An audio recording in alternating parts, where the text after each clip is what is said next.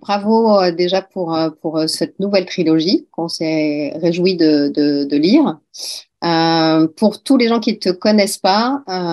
tu es d'abord éditeur pour Mama Édition. Est-ce que tu veux nous, voilà, te présenter un peu et présenter aussi ton activité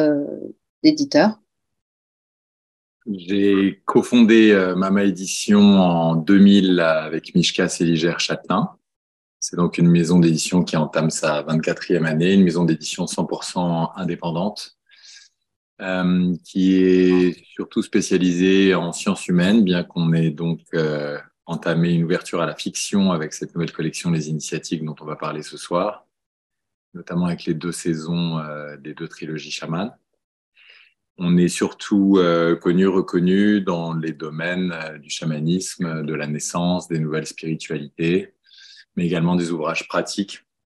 allaitement, jardinage bio et témoignages avec beaucoup de textes qui font la part belle aux expériences vécues de première main,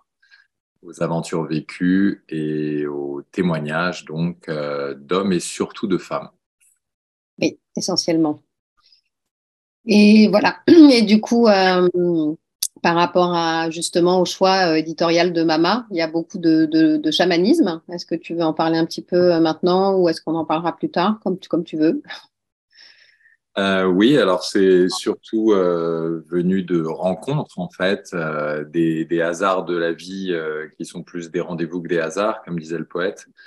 et qui font qu'il s'agisse d'accouchements physiologiques, de naissances respectées, qu'il s'agisse de témoignages, parcours de vie, métamorphoses, qu'il s'agisse de chamanisme ou d'autres spiritualités, le channeling par exemple. C'est grâce à des rencontres de personne à personne, parfois des rencontres avec des guides, j'allais dire, ou des maîtres qui ne sont pas forcément des personnes incarnées. Un livre peut être un guide et peut changer votre vie. Mhm. Être véritablement un maître et avoir des effets ricochets secondaires qu'on n'estime pas forcément sur le moment. Et donc, ce sont ces rencontres, qu'elles soient livresques ou humaines, qui ont en quelque sorte orchestré différentes collections sans avoir une stratégie éditoriale prédéfinie. Pour être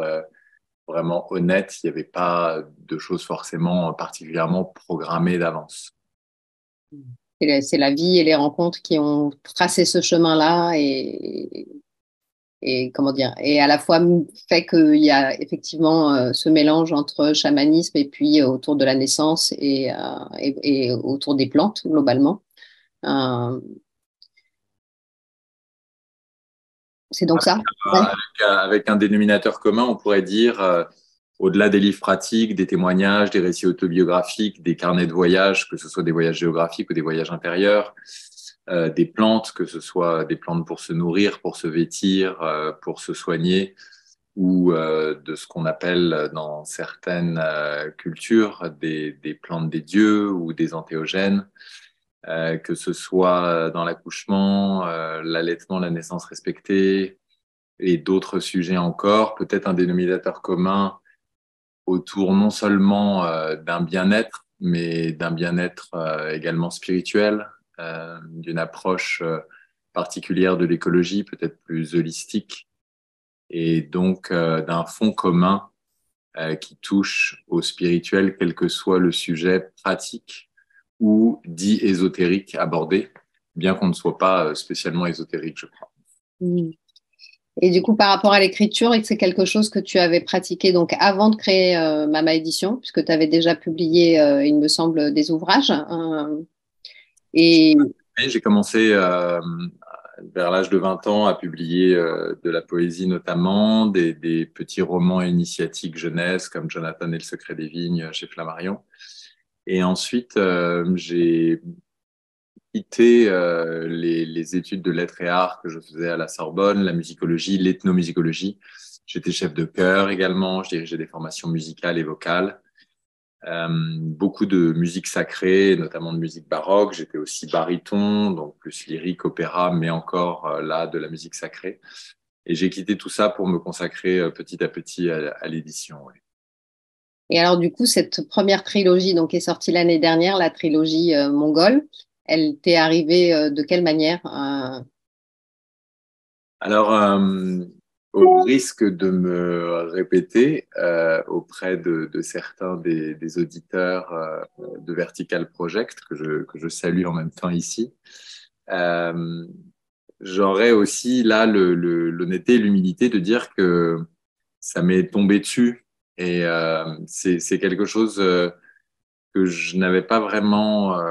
compris au départ, ce sens de tomber.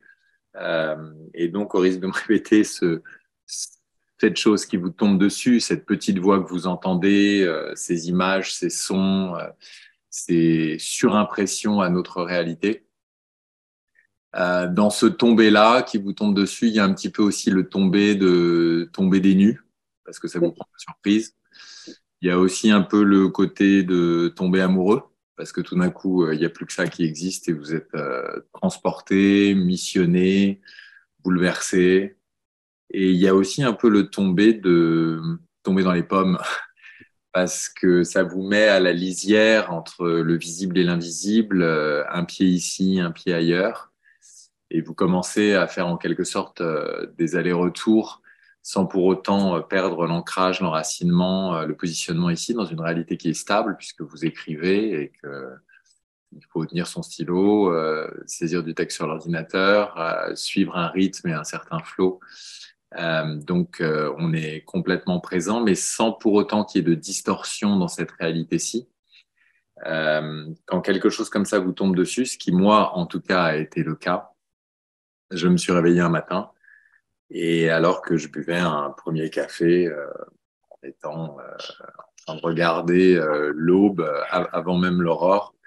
et les premiers éclaircissements du ciel au-dessus de la mer, de la côte étrusque en Toscane, tout d'un coup, il y a eu cette surimpression qui a été visuelle et sonore, c'est-à-dire l'impression d'abord d'entendre un cheval, au point que j'ai tourné la tête. J'étais dans un hamac et j'ai cru qu'il y avait un cheval qui passait sur le terrain. Ce qui aurait été possible, il y avait un poney pas très loin, un cheval un peu plus loin, mais en fait non, il n'y avait pas de cheval. Et très vite, j'ai compris que c'était en quelque sorte dans ma tête et que au son des sabots et du galop se sont ajoutés le frémissement puis le grondement de la foudre et puis des images en surimpression à cette réalité, comme des petits flashs très très précis de millions de boutons d'or, de steppes, de paysages lointains enneigés, de forêts qui n'étaient pas très nettes au début et qui sont devenus plus que nettes, qui sont devenus comme plus nettes que dans la réalité, au point qu'on a l'impression tout d'un coup d'avoir un focus, un gros plan dans le piqué, l'acuité, la précision sur un mélèze qui est en train de devenir doré brunâtre versus un sapin qui garde toute son intensité de vert alors qu'ils sont très très loin dans le paysage et que vous avez cette impression tout d'un coup d'hyper-réalité qui vous permet de voyager à distance et où votre œil vous projette dans une autre contrée. Et du coup, c'est des choses, enfin, des choses qui t'étaient arrivées en tout cas avant, ou c'est vraiment venu par rapport à l'écriture de cette trilogie. C'est comment dire, une sorte de va-et-vient avec du visible et de l'invisible. Et quelque part, voilà, ce serait plus juste pour savoir si tu pourrais dire que ça s'apparente à des canalisations ou est-ce que c'est encore autre chose? Oui, on pourrait dire que ça s'apparente d'une part à des canalisations, d'autre part qu'il y a eu des précédents. J'ai eu des expériences qui ont démarré dans la jeunesse et aussi loin que je m'en souvienne, que ma mémoire remonte, des moments où il y a eu avant et après, des expériences qu'on pourrait appeler vers 5 ans, 6 ans, 7 ans, des expériences spontanées et extatiques. Quand je dis extatique, je ne parle pas seulement de quelque chose de mystique, d'abstrait, de loin du corps, mais je parle plutôt d'un moment d'extase qui unifie au contraire le corps et l'esprit, c'est-à-dire que cette extase-là, Elle est, bien sûr, dans l'amplification du champ de conscience, dans la perception d'une voix, dans le sentiment de se fondre, dans l'unité de retourner à la source et de goûter à quelque chose qui dissout les frontières de l'ego jusqu'à vous donner une sensation interminable, indestructible, que vous êtes plus que les limites de votre propre corps, que vous êtes plus que votre individu séparé des autres, séparé des choses, séparé de quoi que ce soit, mais qu'à la fois, il y a un sentiment de jouissance physique extrêmement fort, paroxystique, au-delà de toute jouissance qu'on peut connaître, d'où cet alignement dans l'expérience spontanée extatique qui n'est pas forcément que mystique, qui peut être aussi celle du corps en même temps que celle de l'âme. Que tu racontes effectivement notamment, enfin, je pense là au souvenir de la corde dans la première trilogie, hein, qui est une expérience à la fois voilà, spirituelle, on va dire très forte, et également physique. Justement, tes deux trilogies voilà, sont ponctuées de moments, de souvenirs qui sont issus, je crois, de tes carnets personnels et dans lequel tu racontes effectivement en parallèle de l'histoire qu'on suit et des contes initiatiques, ces moments précisément, en tout cas comme enfin moi je les vois comme des petits cailloux blancs, comme les petits cailloux blancs du petit pousset qui t'emmènent, enfin qui nous emmènent et qui nous entraînent aussi au fur et à mesure du conte avec toi dans la résolution ou le dévoilement et le sens même de toutes ces expériences que tu as vécues. C'est ça, c'est un petit peu comme une écriture à deux voix en fait, et puis finalement à trois, et peut-être davantage encore, où d'une part, vous avez ce que tu appelais des sortes de canalisations, des choses que tu entends et dont tu accouches, et dont tu n'aurais pas la prétention d'être le créateur ou l'auteur. Tu en es plutôt le scribe, le serviteur, et tu comprends vite que moins tu interfères et moins tu interviens, et mieux c'est, en fait. Donc, il ne s'agit pas d'avoir une préférence, de se dire qu'on va pousser les choses ici ou là, mais plutôt de les accueillir, d'être très connecté avec son radar intérieur, son sonar, de sentir à quel point ça fait du bien, ça sonne juste et qu'on est dans la bonne direction, tout en acceptant d'avoir un rôle d'accoucheur plus que de père réellement dans cette histoire. Et à ceci s'entrelacent une multitude de petits souvenirs, flashbacks, réminiscences d'enfance qui, quand je les ai vécus sur le moment, puisque là, ce sont des souvenirs totalement autobiographiques, donc j'ai rien changé, ni les lieux, ni les dates, ni les noms des personnes, les parents ou autres, les noms des animaux. Quand on les vit sur le moment, d'abord, quand on est enfant, on n'a pas forcément de mots à mettre dessus. On vit quelque chose qui est très, très particulier, qui vous change à jamais, mais on ne cherche pas à le cataloguer ou à le rentrer dans une case en particulier. C'est quelque chose qui s'intègre, qui parfois vous rend plus posé, plus silencieux, plus contemplatif peut-être, plus vieux aussi, qui révèle peut-être dans le corps d'un enfant une vieille âme qui se réveille et qui vient accompagner celle d'un jeune garçon pour marcher main dans la main le long d'un chemin qui a dorénavant une part intemporelle, immémorielle, une part intuitive, plus connectée à la nature, au collectif, plus connectée peut-être à d'autres vies, peut-être à des univers parallèles, peut-être à l'esprit de certains animaux, de vos propres ancêtres. Peu importe en fait les mots que l'on met dessus. Et il y a donc cette écriture à deux voix qui s'entrelace et qui fait que petit à petit, on comprend que ces différents événements à 5, 7, 10, 15, 20 ans, et encore bien plus tard, par exemple, quand ma mère s'en est allée vers d'autres cieux, ou mon père, peu de temps après, euh, ces éléments qui avaient l'air séparés les uns des autres, on se retourne et tout d'un coup, on s'aperçoit qu'ils ont une certaine logique, une certaine continuité, une certaine progression, comme s'ils étaient des perles d'un même fil, et qu'avec le recul, on s'aperçoit que l'un menait à l'autre, que l'autre préparait au suivant, et que finalement, ils prennent un sens qui est au-delà du sens supérieur de l'événement ponctuel lui-même, et qui est plus un sens de la série, un sens d'une certaine évolution, un sens d'une tapisserie dont vous ne pouvez pas voir les limites. Donc, il y a quelque chose qui vous échappe, qui est beaucoup plus grand que vous ne pouvez pas vous représenter, ni même réellement mettre en mots, mais qui ajoute un sentiment de sacré, un sentiment du tout sauf du hasard, des choses qui pouvaient avoir l'air parfois insignifiantes, parfois accidentelles, parfois même très malheureuses, mais qui, avec le temps, révèlent tout leur potentiel de tremplin, de transformation, tout leur potentiel d'échelle, d'escabeau, de levier, et finalement, du coup, leur valeur initiatique. Ouais. Et du coup, c'est toi qui as décidé, entre guillemets, de les tisser ensemble avec le conte, ou est-ce que quand tu t'es mis à recevoir le conte, en fait, elles se sont voilà, entrelacées, c'est le mot qui me vient, et ça a pris tout son sens justement dans toute la part initiatique qu'il y a pu y avoir dans tes expériences d'enfants, d'adolescents, de jeunes adultes, etc. Alors, j'ai pas décidé grand-chose, mais en tout cas, ce qui m'a été clairement insufflé,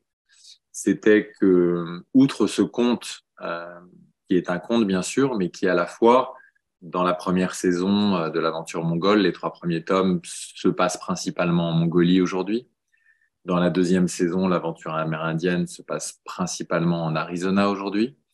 C'est en fait un condensé de la moelle, de l'essence d'expériences qui me sont arrivées, pas seulement en Europe de l'Est,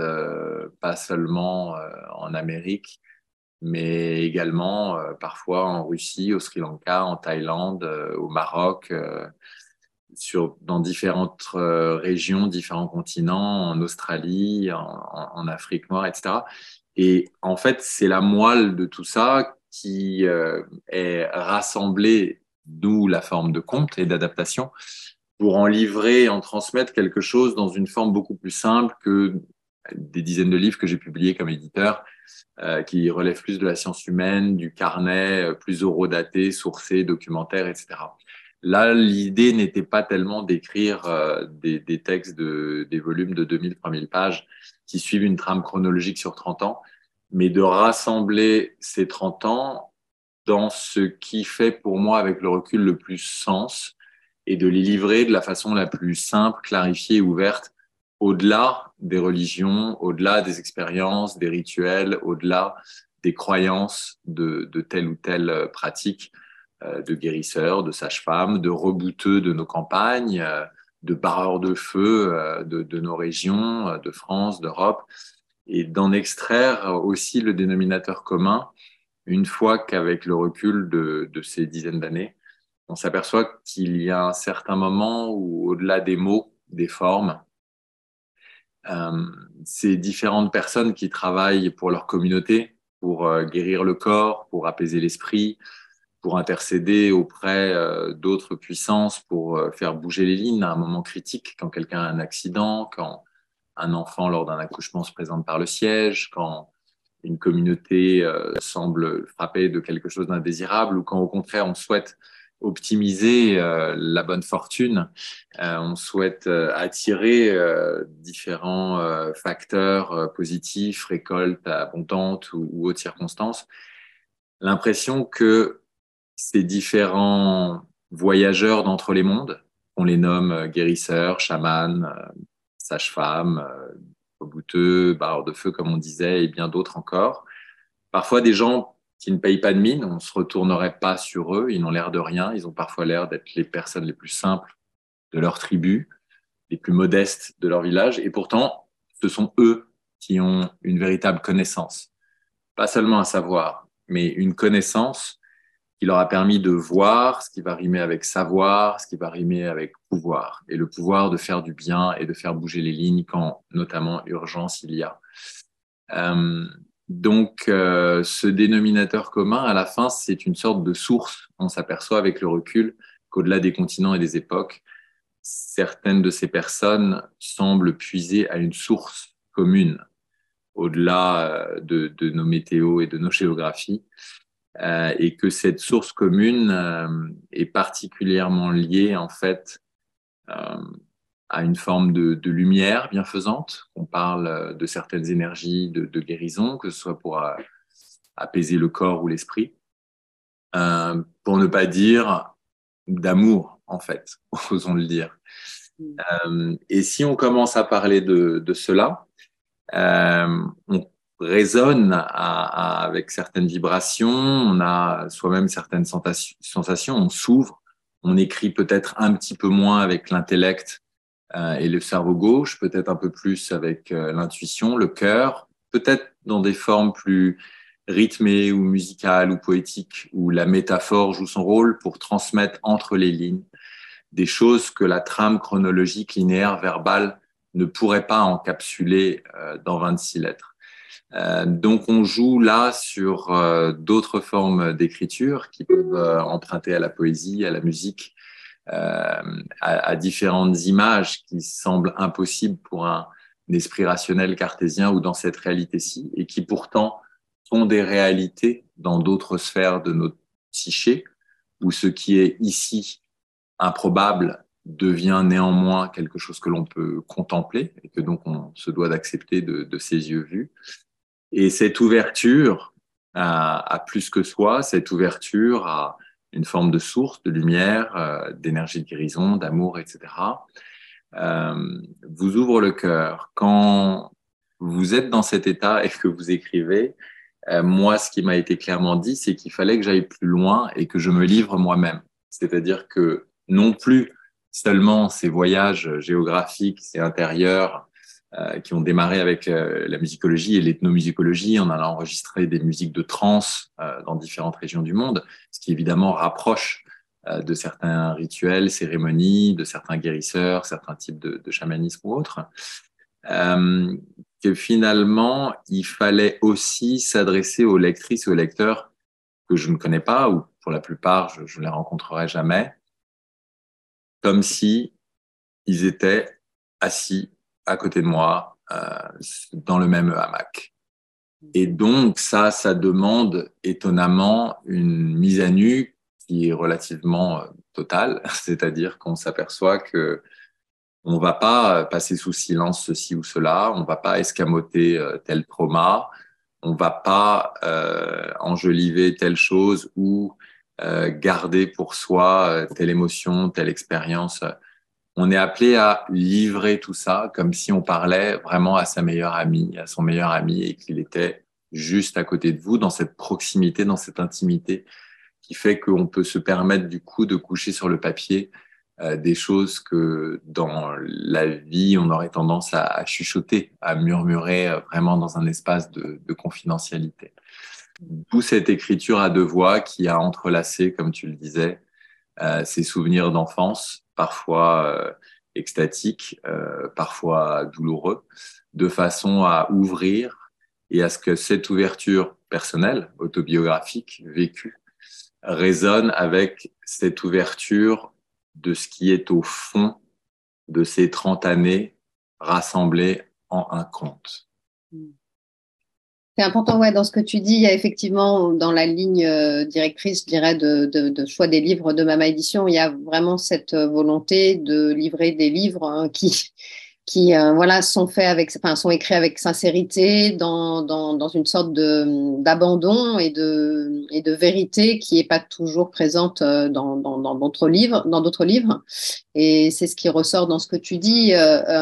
qu'il est peut-être l'heure, en fait, de parler ainsi et de dire les choses dans leur absolue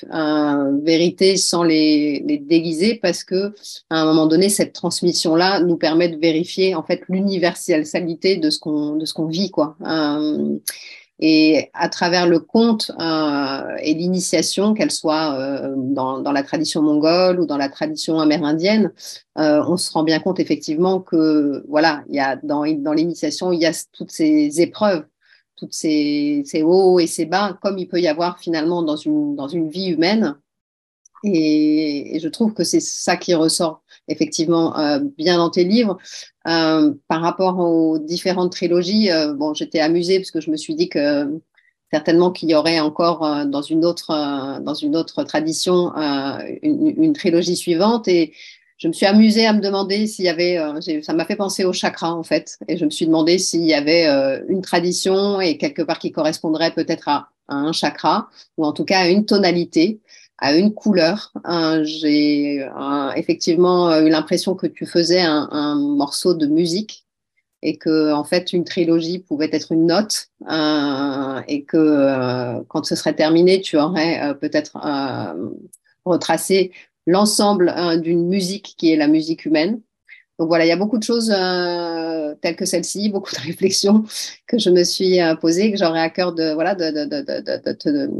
te demander un peu plus amplement des explications sur est-ce que tu as conscience de ça, est-ce que c'est voulu, parce que voilà, moi je vois effectivement des contes qui sont écrits et accessibles, écrits avec une apparente simplicité et en même temps une grande complexité, comme une fabrication de mondes imbriqués presque, on dirait. Ouais. Oui, effectivement, il y a une architecture, on pourrait dire, qui en quelque sorte est mouvante et peut-être émouvante, euh,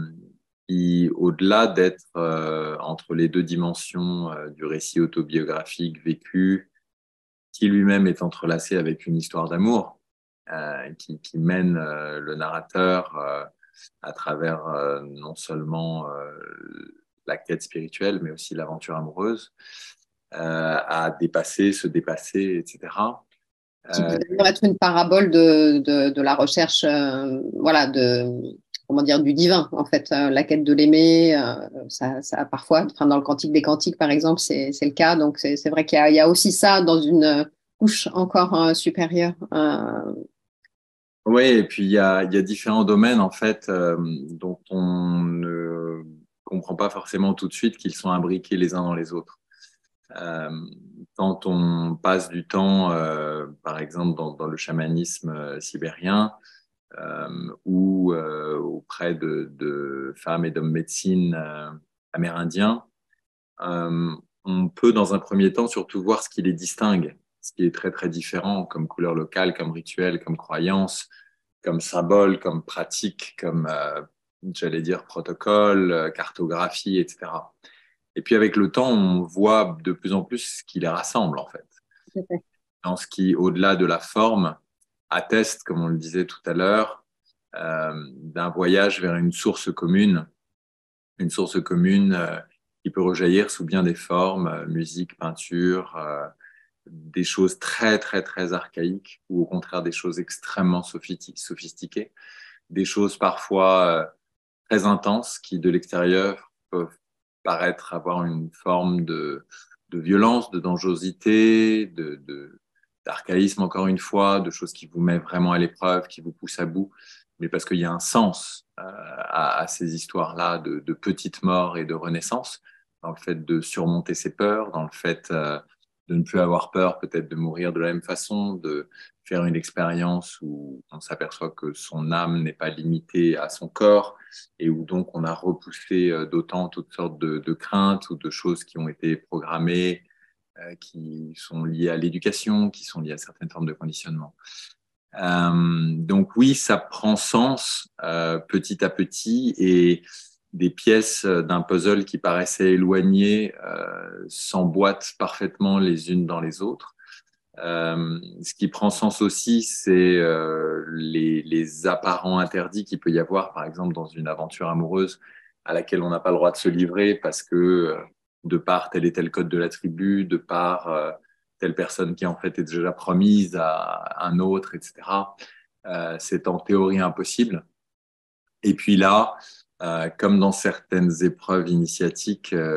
dans des traditions spirituelles, dans le chamanisme, ou aussi des épreuves qui vous poussent à bout, hein, on peut vivre de telles épreuves sur le chemin de Saint-Jacques de Compostelle, on peut vivre de telles épreuves lors d'un long jeûne, on peut vivre de telles épreuves, quelles que soient nos croyances, nos traditions, notre religion, etc. Finalement, on découvre que ce qui paraissait impossible ne l'était peut-être pas, aussi bien dans le domaine du spirituel ou de ce qu'on pourrait appeler le psychomagique, que dans le domaine humain, sentimental, relationnel, tribal et autres. Après, il y a des allers-retours, et de même que dans la première trilogie, L'aventure mongole, il y a des flashbacks sur l'enfance. Dans la deuxième trilogie, L'aventure amérindienne, il y a des flashbacks sur l'enfance, mais il y a des flashbacks aussi, du coup, sur la Mongolie. Oui, Alors, pour répondre à ta une question, explication supplémentaire, tout à fait. ça nous donne en quelque sorte deux zones géographiques au lieu d'une, l'Arizona et la Mongolie, deux temporalités, le présent et l'enfance, et puis finalement le présent de moins en moins éloigné à mesure que le fil autobiographique se déroule. Et oui, il y aura peut-être une troisième trilogie, et la boucle sera bouclée avec le 3x3, qui elle-même ajoutera encore des dimensions aussi bien vers le passé que le futur, et peut-être pas seulement vers mon humble petit passé, mais d'autres formes de passé et d'autres formes de futur et d'autres plans encore. Surtout la fin de voilà, du dernier tome de la deuxième trilogie quand même nous laisse sur notre faim. Donc j'imagine effectivement il y a autre chose qui vient. Après, il y a quelque chose de très singulier justement, le fait comme tu le dis, dans la deuxième trilogie, on retrouve les personnages de la première. Moi, je voyais comme si actuellement, il y a pas mal de chamans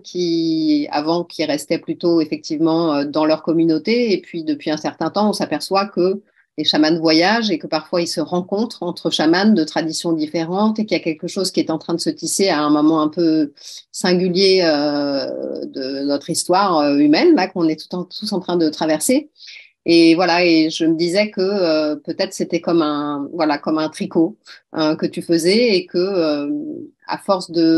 si dans la troisième trilogie tu tisses un lien avec à la fois la Mongolie et à la fois avec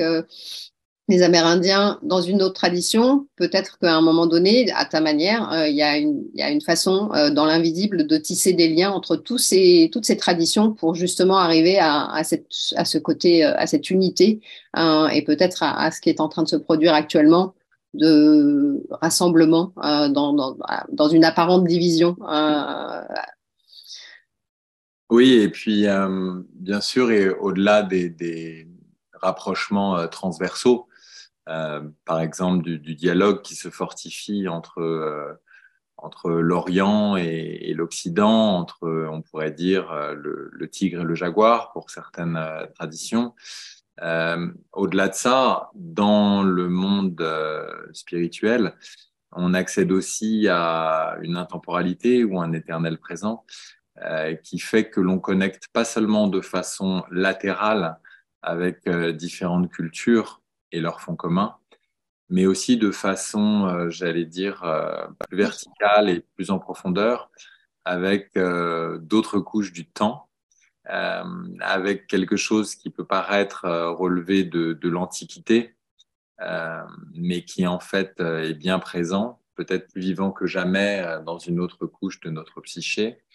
avec des choses qui peuvent paraître au contraire futuristes, pour ne pas dire relever d'une forme de science-fiction, et qui pourtant ne sont pas du tout si éloignés de ça que certaines connaissances et certains pouvoirs que l'on attribue aujourd'hui à des époques archéologiques. Donc, bien sûr, l'Est et l'Ouest se rencontrent, le Nord et le Sud, mais aussi le passé, le présent et le futur, au-delà des frontières, qui, dans cette relation à l'invisible, à un moment, se dissolvent. Et justement, cette dimension quantique, elle est quand même très présente. Notamment, j'avais noté cette jolie phrase quand à un moment donné, il lui dit, le vieux maître est en toi dans l'avenir, est en toi-même dans l'avenir. Il y a vraiment cette idée que la temporalité est une vue de l'esprit et qu'il y a vraiment cette dynamique quantique qu'on retrouve dans tes histoires. Ouais. Oui, il y a des moments où, dans certains états de conscience amplifiés, mais parfois aussi dans un rêve spontané, euh, parfois lors d'une très forte fièvre qui vous met dans un état limite de la transe, il y a toutes sortes de portes d'entrée. C'est pas seulement le chamanisme, c'est pas seulement les plantes, c'est pas seulement des contrées exotiques, Ça peut être des choses qui sont vraiment juste là, à quelques minutes de nous, sous nos yeux, dans nos campagnes et dans une journée qui avait l'air complètement normale, entre guillemets. Des choses qui, tout d'un coup, vont vous faire toucher du doigt. Il y a peut-être à l'image des poupées russes, des poupées gigognes, peut-être à l'image des fractales, une façon d'accéder à une dimension supérieure de votre esprit, à une envergure spirituelle de votre être, qui, elle, englobe,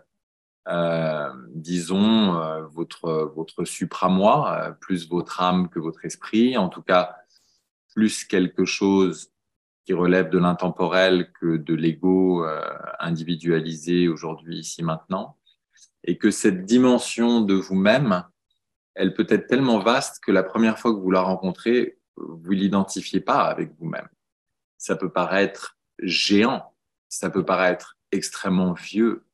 ça peut sembler très ancien, très sage, on peut le dire tout en étant très humble, puisque ce n'est pas nous, notre ego, qui dit ça. C'est de tout d'un coup avoir ce face-à-face avec un esprit, une entité, une dimension spirituelle qui est plutôt impressionnante, qui peut même être dans certains cas terrifiante la première fois, si on a des résistances, des peurs. Mais si on n'a pas de résistance, de peur et qu'on va plutôt dans le sens du courant,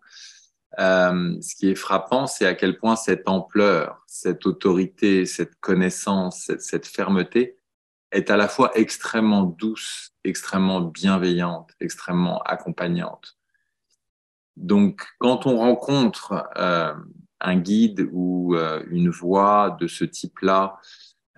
qui a l'air d'allier paradoxalement une telle maîtrise, une telle ampleur que vous avez du mal à vous le représenter, et à la fois une telle douceur et une telle bienveillance, il n'est pas forcément aisé, automatique ou naturel de concevoir que cette personne, c'est peut-être vous-même en fait. C'est peut-être une autre poupée russe dans l'enchevêtrement des poupées russes qui ont toutes la même figure dans une série, les mêmes dessins, etc. Et que c'est vous-même, alors on pourrait dire dans le futur, qui vient vous parler et vous enseigner, qui revient vous prendre par la main et vous éduquer comme un parent son enfant. On peut aussi sortir de la trame linéaire du temps et se dire vous-même pas dans le futur, vous-même dans l'invisible, dans un éternel présent, où vous êtes déjà accompli, où vous êtes déjà reconnecté avec une source que vous avez oubliée au quotidien, où vous êtes remembré au sens du souvenir et de se rappeler en anglais, remember, donc où vous avez récupéré vos ailes, vos cordes à votre arc, etc. Et où vous vous enseignez vous-même, ce qui ferait un écho intéressant à tu es ton propre maître, en fait.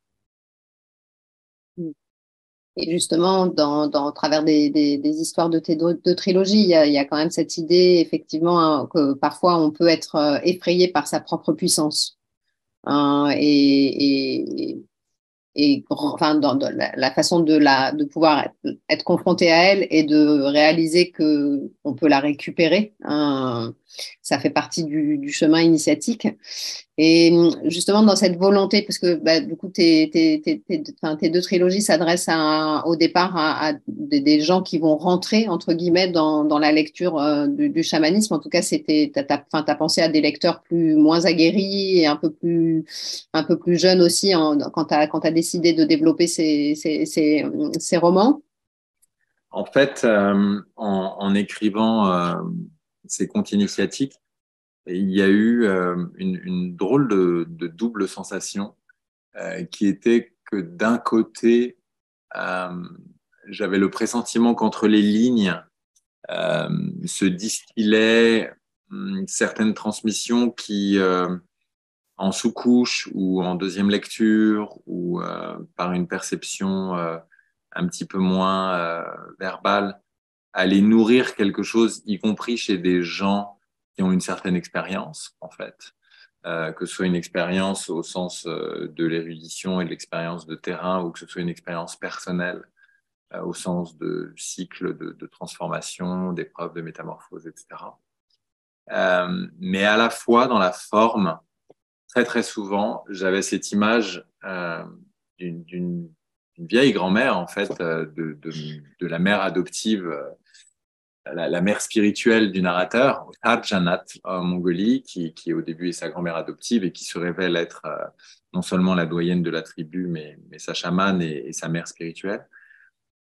qui en quelque sorte me soufflait dans l'oreille droite quelque chose que moi je devais traduire en mots et retransmettre à gauche à mon fils, qui aujourd'hui a 25 ans, que pour quelqu'un qui n'ait aucun prérequis, ce soit complètement intelligible et que ça puisse se lire en apparence comme une simple histoire, comme un simple conte, y compris pour des jeunes adultes, par exemple. Et à la fois, il y avait quelque chose dans cette transformation qui simplifiait, peut-être clarifiait les choses sous une forme qui soit partageable avec quelqu'un qui n'est pas du tout initié, qui n'est pas du tout préparé, mais ça ne veut pas dire pour autant qu'il n'est pas prêt. Ouais, on pourrait presque dire que voilà, chaque époque, entre guillemets, a besoin enfin, a un accès différent à cette, enfin, voilà, cette étape initiatique dans l'existence. Par exemple, voilà, moi j'ai lu Castaneda quand j'étais plus jeune. J'ai la sensation que certainement, par rapport au nouveau code, à la nouvelle réalité, à la nouvelle tonalité qu'on vit actuellement, certainement que, par exemple, voilà, ta trilogie peut être une clé d'entrée qui correspond à la vibration de jeunes, voilà, de plus jeunes personnes. Et non, mais ce qui me venait, c'était, voilà, par exemple, par rapport au livre de Seth auquel je pensais et qui sont édités justement chez Mama Édition. Je m'aperçois qu'en discutant, j'ai des gens de mon âge qui plongent dedans et qui sont, voilà, vraiment pour qui ça résonne, et des plus jeunes qui vont plutôt être tout à fait sensibles à la lecture des livres de Dolores Cannon. Et qu'il y a un petit peu cette idée que régulièrement, dans le temps, des gens écrivent sur l'initiation d'une nouvelle manière, avec un autre ton, une autre essence, et que ça vient dans le temps pour s'adresser différemment. Enfin, ça dit à peu près la même chose, ça touche le même tissu, et en même temps, c'est comme si on y avait, voilà, ils étaient traduits dans une nouvelle langue. Il y a quelque chose de cet ordre-là. Et justement, par rapport à ça, je voulais savoir pour toi l'importance que ça avait justement de parler d'initiation à des, voilà, à des jeunes ou à des gens moins aguerris sur la question, dans une période de l'histoire où il y a quand même une grande perte de sens et une recherche de sens. Oui, alors, il y a effectivement, nous, ce qui nous a étonné, alors là, c'est pas seulement l'auteur qui parle, mais aussi les personnes qui travaillent dans la maison d'édition, des personnes, certains journalistes, des gens qui travaillent sur le web, etc. Ça a été très rapidement le nombre de retours de personnes, d'une part, très érudites et spécialistes du sujet, mais aussi de personnes qui, normalement, disaient que jamais ils n'auraient acheté un livre de chamanisme ou de sciences humaines, d'ethnographie, d'anthropologie, etc., sur telle ou telle spiritualité. Et qu'en revanche, le conte, avec son accès plus court et sa trame de fiction, leur avait ouvert la porte vers quelque chose qui les appelait, mais pour lesquels ils ne seraient pas partis vers un essai, au contraire, la lecture d'un essai. Et donc, on a commencé à avoir un certain nombre de retours, des dizaines, puis des centaines et des centaines. Et on s'est aperçu de dénominateurs communs dans ces retours. Par exemple, de phrases ou de concepts qui revenaient très, très souvent de la part de lecteurs et de lectrices assez jeunes, apparemment, et qui parlaient de ça a réenchanté quelque chose qui s'est cassé à l'adolescence. Ça a réactivé la magie. Donc ça, c'est la phrase qui revient le plus souvent. C'est réactiver, réenchanter. C'est re quelque chose. Souffler sur les braises. Ça m'a rappelé des choses auxquelles je ne croyais plus. Ça m'a reconnecté avec, voilà, quand j'étais jeune, je parlais aux plantes ou j'avais l'impression d'entendre mon chat me parler, etc., etc. Et des gens qui avaient un petit peu tiré une croix sur cette affaire avaient refermé la porte et puis passé un certain âge, jeune, avant l'adolescence ou adolescent, etc. Tout d'un coup, voilà, ça fait plus partie du monde réel. Mais néanmoins, cette lecture a aussi, oui, j'en suis ravi, euh, une forme de réactivation peut-être par rapport à toutes sortes de choses qui ne demandent qu'à ressusciter. Ces choses-là peuvent être des forces accompagnantes aujourd'hui, puisque tu parles de l'époque, qui font du bien parce qu'elles permettent de reconnecter à soi, de reconnecter à des dimensions plus vastes, de reconnecter à des parts enfantines, oniriques, spirituelles, à des choses qui s'expliquent pas vraiment, mais qu'on porte en nous, dont on n'ose pas forcément parler parce qu'elles peuvent paraître un peu bizarres, un peu extraordinaires, un peu inutiles, un peu indicibles, et où pourtant elles font peut-être partie de notre âme, au sens le plus précieux du terme, au-delà d'un individu normé, mais plutôt au cœur d'un humain qui a accès à certaines portes, certains portails, certains pouvoirs, certaines ressources, aussi bien physiques que psychiques, que spirituelles, etc. Donc, tout ça, dans cette forme de réactivation, de rappel, de reconnecter avec quelque chose,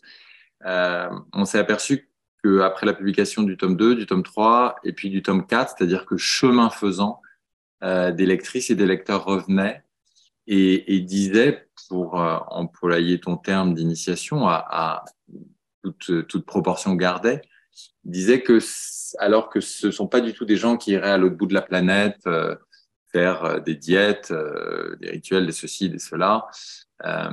et tant mieux, des gens qui ont un sens de la prudence aussi, de ne pas forcément chercher midi à 14 heures, etc., mais de chercher peut-être un peu plus en soi-même, ici, maintenant, là où on est, euh, et bien que ça leur avait permis en fait de faire le premier pas et d'être invités et de répondre à une sorte d'appel à reconnecter en eux avec quelque chose qui avait été un petit peu mis en veilleuse. Certains ont parlé de ça comme une sorte d'auto-initiation ou comme quelque chose qui ensuite les a poussés à aller plus loin. Des gens qui ont dit, bah voilà, et qui finalement sont partis après, alors qu'il n'y a pas de rapport direct, mais qui sont allés marcher des semaines sur le chemin de Saint-Jacques-de-Compostelle, par exemple. C'est quelque chose d'inattendu, il n'en est pas question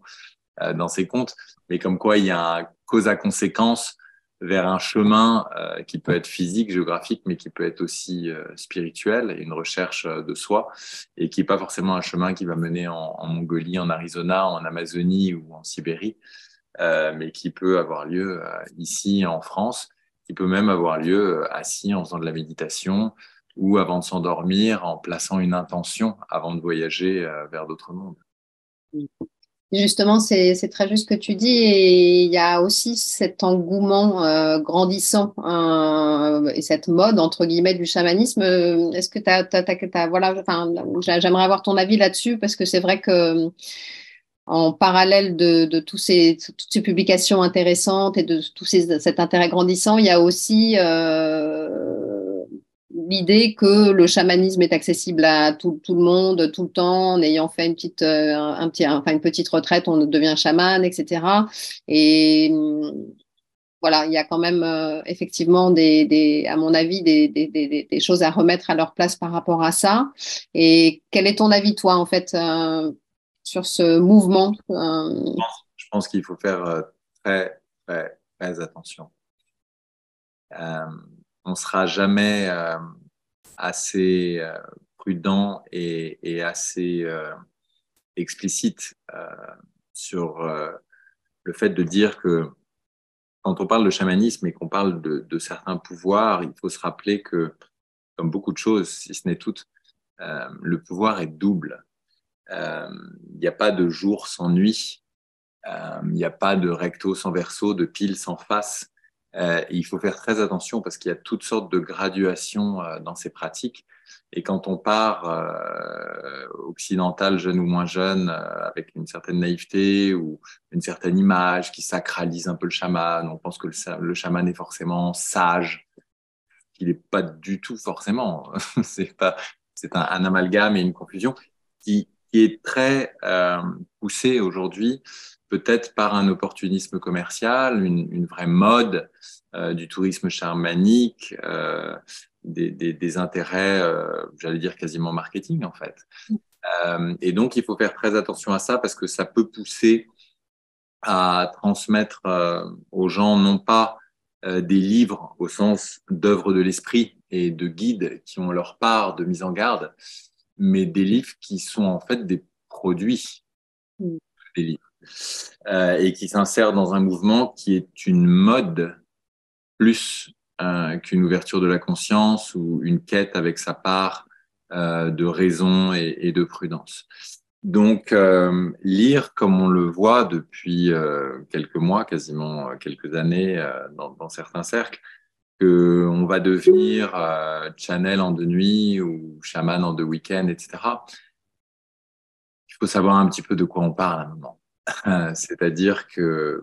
je parlais encore récemment avec mon amie Lorenza Garcia, qui est une des seules femmes occidentales à avoir été initiée auprès des Navajos, des dîners, et qui a préfacé le tome 4, Le Chemin. Euh, et, et Lorenza Garcia rappelait que, alors que dans certaines cultures, c'est vrai, c'est une dizaine d'années avant d'arriver à être à tel et tel stade de telle formation, de telle initiation, etc. Puis d'avoir le droit d'en parler, d'avoir le droit de le partager ou de commencer à soi-même prendre sous son aile quelqu'un pour le guider si la demande en est faite, si les choses s'accordent bien, que tout ça est juste. Euh, elle rappelait que chez les dîners, chez les Navajos, donc, elle, ça a été, et c'est normal, entre guillemets, là-bas, au bout de 20 ans, a permis de dire certaines choses par rapport à ce qu'elle est, à ce qu'elle a appris, à l'évolution de quelqu'un sur le chemin de la femme médecine, etc. Donc là, on est dans des mondes qui n'ont pas grand-chose à voir avec ce que tu évoquais auparavant. Donc oui, De toute une vie, en fait, bien de sûr, c'est quelque s'accomplir. chose qui ne s'arrête jamais et au fur et à mesure qu'on avance, comme disait l'autre, on sait qu'on ne sait pas parce que l'horizon se dévoile, les choses grandissent, des dimensions s'ajoutent et tout ça devient de plus en plus multidimensionnel. Donc c'est plutôt que à force d'avancer vers quelque chose qui semble se développer, se déployer et être de plus en plus mystérieux, puissant et insaisissable, indicible à mesure de sa propre évolution,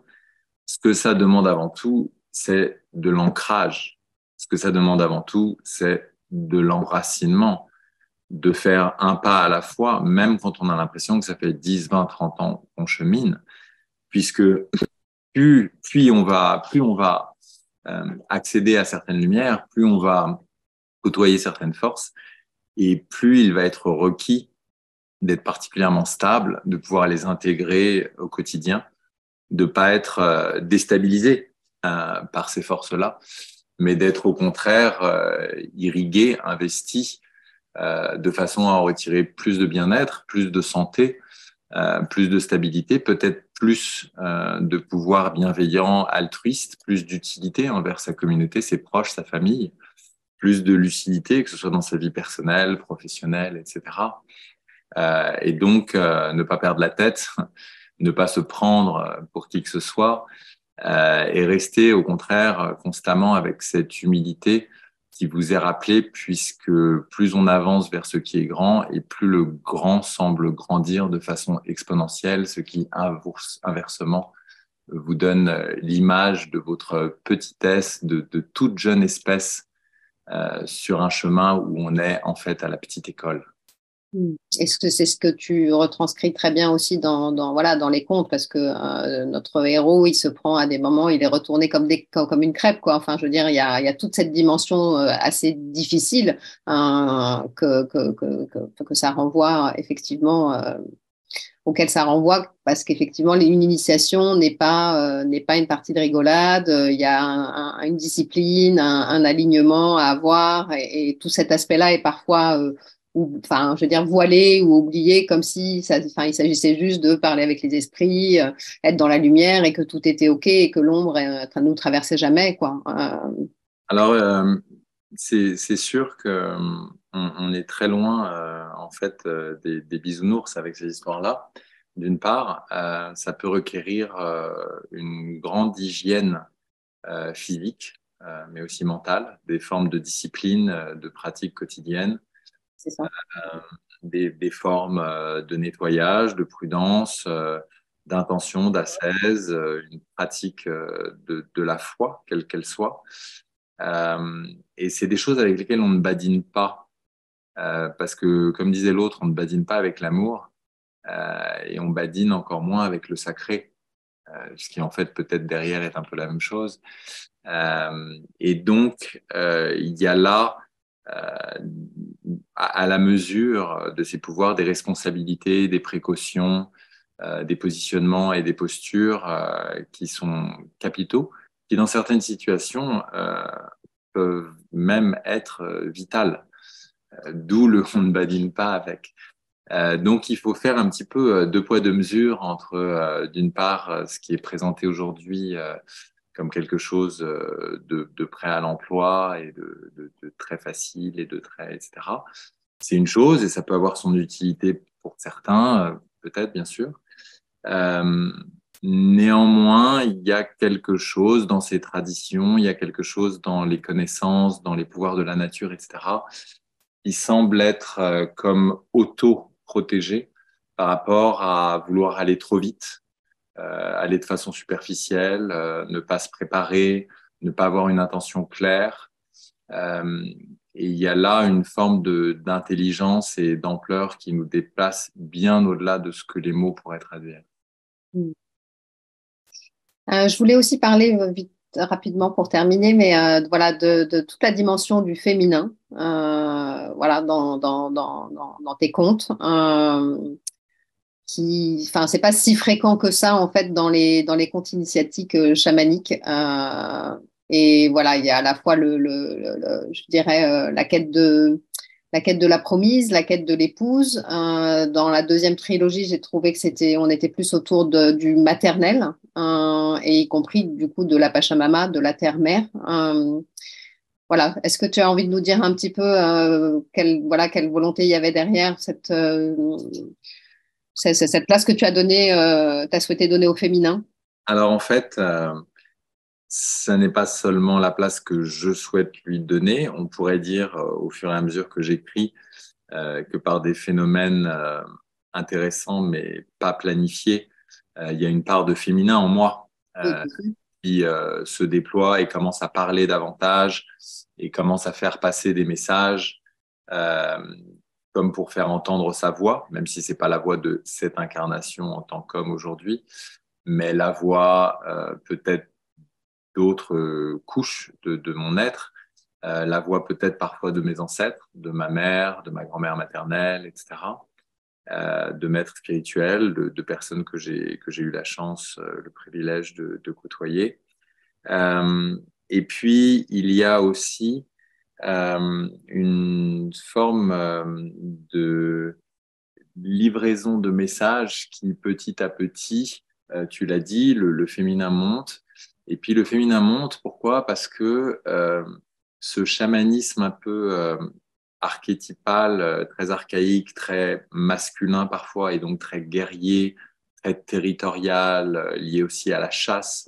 et lié à toutes sortes de choses autres dont les hommes raffolent parfois, ça n'est pas le seul. Bien sûr. Il Et y qu'il y a a toute une tradition de femmes justement derrière. Ouais. des formes de chamanisme aussi qui travaillent également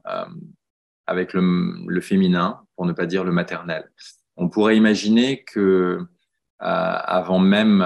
les religions, puisqu'on parle du chamanisme comme quelque chose de bien plus ancien que les religions organisées, les historiens comme les ethnologues, les anthropologues, etc. Et puis avant ça, on parle même de l'animisme, etc. Mais on pourrait imaginer que euh, à l'origine des temps, quand une femme était là pour aider une future mère ou une jeune mère qui était sur le point d'accoucher, et que tout d'un coup quelque chose présentait une difficulté, et là c'était un enjeu majeur puisqu'il en va de la survie de la tribu, il en va de la survie parfois de la mère, de l'enfant, des deux, il en va de l'avenir de cette communauté aussi. Euh, les femmes, les toutes premières sages-femmes, euh, étaient donc parfois dans des positions à intercéder auprès de puissances de l'invisible pour favoriser, pour donner confiance, pour apporter un soin qui pouvait être physique, certes, mais aussi apporter un soin qui dépassait la dimension physiologique pour favoriser, mettre en confiance et peut-être faire bouger certaines lignes. Quand vous êtes une experte de la porte d'entrée de l'invisible vers la vie avec la naissance d'un nouveau-né et que vous êtes une experte de cette communication avec un entourage visible mais aussi invisible qui est là à nous observer et à accompagner ce moment sacré entre tous. Est-ce qu'il n'y a pas un parallèle dans la série des extrêmes qui se rejoignent avec l'autre extrême de l'existence, c'est-à-dire le départ, la mort, le fait de mourir, de partir ailleurs. Est-ce qu'il n'y a pas une similarité dans la façon dont on a l'impression dans ces moments-là, pour avoir eu personnellement un fils qui est né voilà, à la maison, ce qui n'était pas forcément complètement prévu, mais dans l'intimité et qui est arrivé comme ça dans nos bras, mais avoir eu aussi plusieurs personnes qui sont mortes dans mes bras. Euh, la similarité très, très marquante qu'il y a dans une perception qui là ne saurait se décrire de façon sans la réduire, mais dans l'ouverture entre les mondes, dans un certain vortex, dans une certaine présence vibratoire, dans certaines forces qui sont là pour aider à l'ouverture de la mer et au passage du bébé qui s'en vient, ou qui sont là pour aider au départ du futur défunt, au lâcher prise et à quitter dans la confiance sans se retenir, sans s'accrocher pour partir et bien partir complètement. Il y a des points de similarité qui sont confondants comme miroir. Du coup, on pourrait se demander aussi si les premiers chamans n'étaient pas des premières chamanes et si ces premières chamanes n'étaient pas des sages-femmes. Et si en étant des sages-femmes, qui est une expression intéressante d'ailleurs, elles n'étaient pas aussi des passeuses d'âme à l'autre extrême de la vie. Donc, ceci contribue à faire monter, bien sûr, le féminin, la maternité, les sages-femmes, les passeuses d'âme, à toucher petit à petit des choses qui sont communes à ces champs de force, à ces intentions, à ces actions qui peuvent être cruciales, pas seulement pour la personne qui accouche, qui naît, ou pour celle qui s'en va, mais aussi pour l'entourage, les enfants, les parents, la communauté, les frères, les sœurs, etc. Donc un rôle qui est particulièrement précieux, important, sacré, à la fois complètement ancré dans le vivant, le corps, la réalité. Et au-delà de cette dimension du féminin que tu soulignes et des différentes générations, à force d'entendre cette voix, on s'aperçoit aussi que parfois, comme on dit, la vérité sort de la bouche des enfants. Donc, c'est pas seulement la grand-mère spirituelle, mais c'est aussi la fille du narrateur qui petit à petit va monter en puissance et va peut-être avoir des perceptions et une façon de dire les choses où étant l'enfant métisse d'un narrateur occidental et d'une mère mongole, elle va peut-être marier non seulement dans son ADN, mais aussi dans des transmissions matrilinéaires et patrilinéaires, différentes cultures, différentes sagesses, différents pouvoirs qui s'enrichissent les uns les autres. Et enfin, au-delà de ça, les messages de la planète elle-même. C'est-à-dire qu'à un moment où il y a urgence, un moment où on semble entendre l'hypothèse Gaïa, selon laquelle la Terre est un être vivant, et entendre comme l'âme du monde, ce navire sur lequel on est tous sur exactement le même bateau, murmurer des choses comme si elle s'adressait à vous comme un principe féminin de toute éternité, de fertilité, de connaissance, de bienveillance, un principe nourricier et ô combien aujourd'hui à écouter.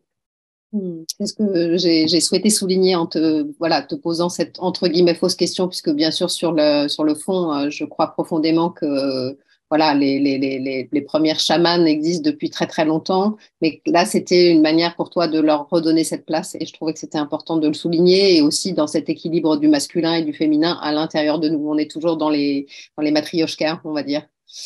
Bah, écoute, merci beaucoup. On va regarder s'il y a des questions. Alors, je ne les vois pas trop pour l'instant. Je vais essayer de les trouver parce que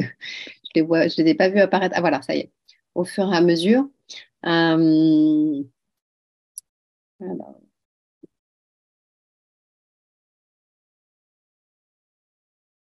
alors, j'ai une question de Patrick qui dit, outre l'intemporalité, le chamanisme en activant des sens inusités permet-il de constater qu'il existe autour de nous des dimensions, des entités, des vies auxquelles nous n'avons pas accès dans la vie courante? Oui, certainement. On peut avoir accès, se connecter à travers ces techniques-là, mais aussi à travers d'autres techniques, hein, comme le rêve, comme d'autres chemins spirituels qui parfois sont bien de chez nous. Je parlais tout à l'heure de la randonnée, du jeûne et parfois d'autres traditions. On peut avoir accès, oui, à des dimensions, des formes de vie qui paraissent ne pas exister au quotidien et qui pourtant sont bien là. On peut, dans certaines dimensions, dans certaines sphères, avoir une sorte d'inversion des perspectives. C'est-à-dire qu'ici, on est dans un monde, le solide paraît plein et le vide paraît totalement inhabité. Et pourtant, dans l'invisible, c'est l'inverse qui s'opère. C'est-à-dire que le matériel, les murs, la rigidité du solide paraît essentiellement creuse, vide, pleine de rien, en fait. En revanche, le vide de la magie de la nuit, le vide de l'air et de l'éther peuvent paraître grouillés d'énergie, grouillés de formes spirituelles qui vont des plus petites, comme des petits serviteurs, comme des petits animaux, comme des petites aides, jusqu'à des choses complètement géantes et vertigineuses qui sont bien plus qu'impressionnantes. Et tout ce beau monde se côtoie dans quelque chose qui, au quotidien, avec nos yeux habituels, paraît pourtant vide. Mm. Ouais. Il y a une autre question. Quel message Tigrane a envie de nous transmettre ce soir et qu'est-ce qui devient spontanément par rapport à la période singulière qu'on est en train de vivre? Peut-être que, comme beaucoup de périodes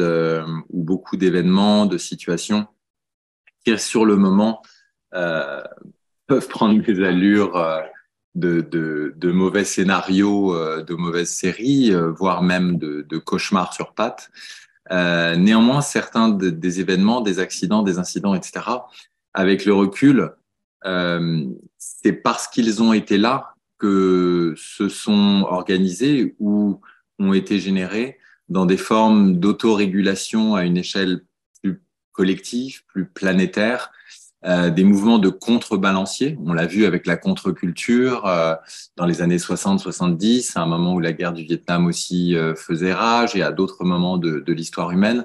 des phénomènes de contre-culture qui parfois ont apporté une inventivité, une originalité, un inédit, quelque chose qui était complètement imprévisible et qui, porté par un souffle nouveau, et porté par cette logique du dicton anglais necessity being mother of invention, la nécessité étant la mère de l'invention, a permis de créer et inventer des choses nouvelles auxquelles on n'aurait jamais pensé si on n'y avait pas été acculé, en fait. Donc, on peut voir à un certain niveau de l'histoire ce qui nous arrive comme apparemment chargé de telle ou telle manière, mais en prenant du recul aussi, le recul de l'histoire qui se répète toujours, en ayant une foi peut-être nouvelle et être poussé au-delà de ses retranchements de par les extrêmes de certaines situations contemporaines, avoir aussi foi que toujours l'inattendu arrive et que lorsqu'il y est vraiment obligé, euh, l'homme et je dirais la femme, et la femme est peut-être aussi cette planète, peuvent puiser en elles-mêmes des ressources et des ressorts d'inventivité, de réaction, peut-être parfois de crise aussi, mais finalement de crise de croissance, qui, avec le recul, auront fait partie d'une métamorphose qui, de toute façon, était inéluctable. Et pour certaines de ces métamorphoses, naviguer entre deux eaux ne suffit pas. Si à un moment on veut vraiment rebondir et sortir de l'eau et reprendre de l'air, paradoxalement, il faut avoir touché le fond pour pouvoir taper du talon. Mm. C'est ça. Parfois, enfin, la plus grande adversité est la meilleure enseignante, hein. Ouais. C'est une des clés de sagesse, quoi. Remercier nos bourreaux parfois, hein, qui nous permettent de traverser des zones qu'on n'aurait pas prises sinon. Avec le recul, non seulement continuer de chérir ses amis, mais aussi savoir remercier ses ennemis. Ouais. Mm. Ben, merci beaucoup, Tigrane, pour ce moment ensemble. J'invite voilà, nos auditeurs à plonger dans tes deux trilogies. Là, pour l'instant, les deux premiers tomes de la deuxième trilogie sont sortis et le prochain sort début juin, le dernier tome de la trilogie amérindienne. C'est ça. J'en profite aussi, comme tu es avec nous, pour rappeler qu'on organise ensemble enfin voilà, un colloque. Enfin, il y a des auteurs Mama Édition qui vont participer à un colloque qu'on a organisé au mois d'octobre à Lyon, le 14 octobre, sur la résilience par la spiritualité. Donc, on retrouvera notamment Laurent Hugli, euh, Célia Rombaud, Agnès Thévenin. J'espère que j'oublie personne dans les auteurs Mama. Si j'oublie quelqu'un, je m'en excuse par avance. Tu seras peut-être à nos côtés aussi, voilà, pour représenter Mama Édition. Oui, je pense que vous allez communiquer de façon exhaustive sur ce programme et ces personnalités très intéressantes avec Agnès Thévenin, Laurent Hugli, Marie Delatour Ah, merci. aussi, Célia Rombaud, tu en parlais, Frédéric Lemarchand, euh, Exactement, oui. qu'on publie le 13 juin, Chère Lumière, donc pour parler de Audrey Fella, également l'autrice de Femme chamane, et de son entretien avec Frédéric Lemarchand et du vernissage de son exposition qui aura lieu Et, à Vézelay au mois de juin et de ce nouveau livre. et Et du puis, coup, on aura, nous, à Lyon, voilà, non pas Frédéric en chair et en os, mais je vais aller l'interviewer à Vézelay. Et puis, du coup, son intervention sera effectivement diffusée lors du colloque de Lyon. Mm. et, et tu disais, pour n'oublier personne, et je vois sur le côté passer une question de Marie-Céline, comment notre moi du futur peut-il intervenir dans nos rêves sous les traits d'un ancêtre, par exemple? Oui, c'est très juste. Sous les traits d'un ancêtre, parfois de votre propre grand-père, grand-mère, etc. Mais parfois sous les traits aussi d'un vieux sage ou d'une vieille sage qui a un côté très, très impressionnant, d'autant plus impressionnant que vous avez un sentiment étrange de très, très grande familiarité, de justesse, de résonance, et à la fois de quelqu'un de beaucoup plus ample, aguerri et expert que vous. Et cette personne, c'est peut-être juste une projection de vous-même dans une forme de maturité, de déploiement, d'évolution que vous ne pouvez pas encore saisir ici et maintenant à ce stade de votre incarnation. Merci beaucoup, Tigrane. Merci à vous tous. Et j'en profite aussi, pardon, pour lancer, enfin en tout cas annoncer la chronique sur le féminin sacré qui démarrera sur Vertical Project Media le 31 mai. Voilà. Parfait. Très bien. À À très bientôt. Merci bientôt. à tous. Ouais, Merci merci beaucoup. à toi. Merci. Au revoir. Au revoir.